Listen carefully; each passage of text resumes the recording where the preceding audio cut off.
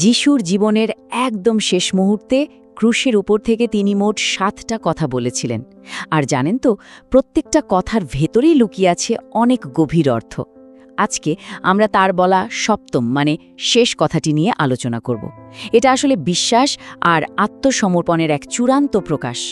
চলুন এর তাৎপর্যটা একটু গভীরে গিয়ে বোঝার চেষ্টা করি।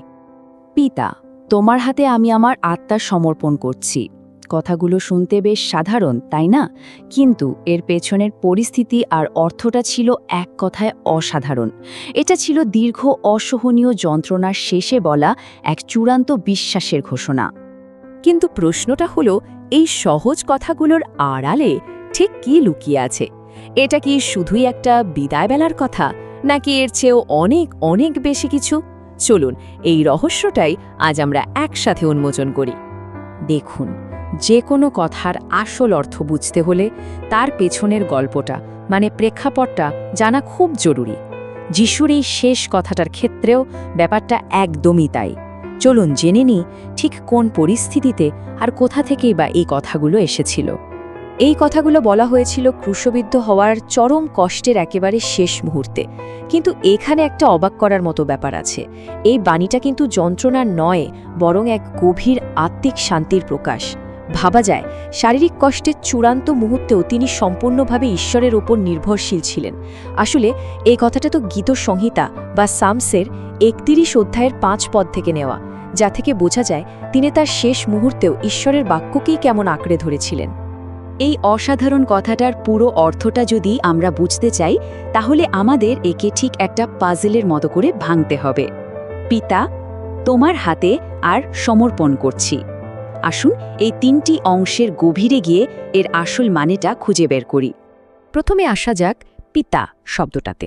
ওই চরম কষ্টের মুহূর্তেও ঈশ্বরকে পিতা বলে ডাকা, এটা কিন্তু একটা গভীর আর নিবিড় সম্পর্কের ইঙ্গিত দেয়। এটা প্রমাণ করে যে শারীরিক যন্ত্রণা বা মানসিক বিচ্ছিন্নতা কোনো কিছুই ঈশ্বরের সঙ্গে তার সম্পর্ককে ভাঙতে পারেনি। সম্পর্কটা অটুট ছিল। এটা আমাদের শেখায় যে ঈশ্বর দূরের কেউ নন, তিনি আমাদের সবচেয়ে কাছের একজন পিতা। এরপর আসে তোমার হাতে। হাত এখানে কিন্তু কোনো সাধারণ অঙ্গ নয়। এটা আসলে ঈশ্বরের ক্ষমতা, তার সুরক্ষা আর নিয়ন্ত্রণের একটা প্রতীক। যিশু তার আত্মাকে মানুষের হাতে নয়, বরং ঈশ্বরের সবচেয়ে নিরাপদ হাতে তুলে দিচ্ছিলেন। এর চেয়ে বড় আস্থার প্রকাশ আর কী বা হতে পারে বলুন? আর সবশেষে সমর্পণ করছি, এই শব্দটা ভীষণ গুরুত্বপূর্ণ। এর মানে হলো তার জীবন কেউ জোর করে কেড়ে নিচ্ছে না, বরং তিনি স্বেচ্ছায় তা দান করছেন। এটা কোনো অসহায় আত্মসমর্পণ নয়, বরং সম্পূর্ণ ইচ্ছাকৃত এবং নিয়ন্ত্রিত একটা কাজ। তিনি নিজের জীবনকে ঈশ্বরের কাছে সঁপে দিচ্ছেন। তো আমরা তো কথাগুলোর শব্দ ধরে ধরে অর্থ বুঝলাম, কিন্তু বিশ্বাসীদের জন্য এর আসল তাৎপর্যটা কি? চলুন এবার সেই গভীর দিকটা নিয়ে একটু ভাবা যাক, কারণ আসল সারমর্মটা কিন্তু ওখানেই লুকিয়ে আছে। এই স্লাইডটা কিন্তু সত্যিই অসাধারণ। আমার ঈশ্বর, তুমি কেন আমাকে ত্যাগ করলে? কিন্তু সপ্তম বাণীতে এসে সেই সম্পর্কটা আবার জোড়া লেগে যাচ্ছে।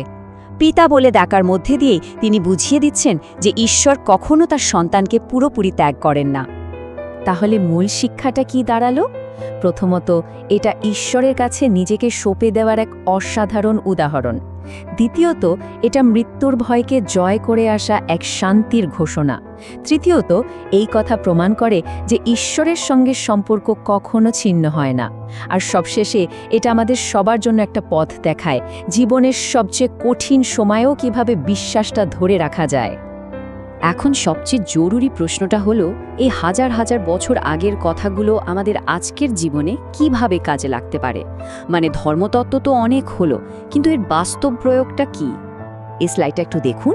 এখানে আত্মসমর্পণ অনুশীলন করার 3টা সহজ ধাপ দেখানো হয়েছে।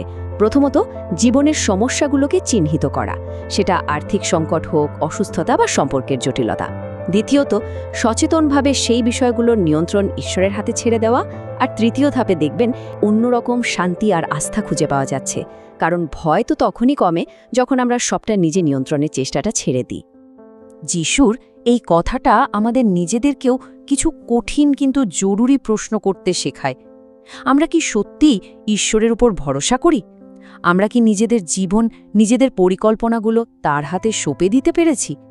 আর সবচেয়ে বড় কথা, চরম কষ্টের মুহূর্তেও কি আমরা তাকে মন থেকে পিতা বলে ডাকতে পারি?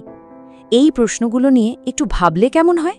সবশেষে আমরা এই সিদ্ধান্তে আসতেই পারি যে এটি কেবল একটা শেষ বাক্য নয়, এটা আসলে বিশ্বাস, আত্মসমর্পণ আর আস্থার উপর ভিত্তি করে গড়ে ওঠা একটা সম্পূর্ণ জীবন দর্শন, যা আমাদের ভয় থেকে মুক্তি দিয়ে এক গভীর শান্তি এবং ঈশ্বরের সঙ্গে সম্পর্কের পথে আমন্ত্রণ জানায়। যিশুর সেই শেষ কথাটা আমাদের প্রত্যেকের জন্য একটা প্রতিদিনের প্রার্থনা হয়ে উঠতে পারে। যখনই কোনো সমস্যা বা ভয়ের মুখোমুখি হই, আমরাও বলতে পারি, হে পিতা, আমার জীবন তোমার হাতে। মনে রাখতে হবে, এটা শুধু একটা বাক্য নয়, এটা একটা বিশাল শক্তির উৎস।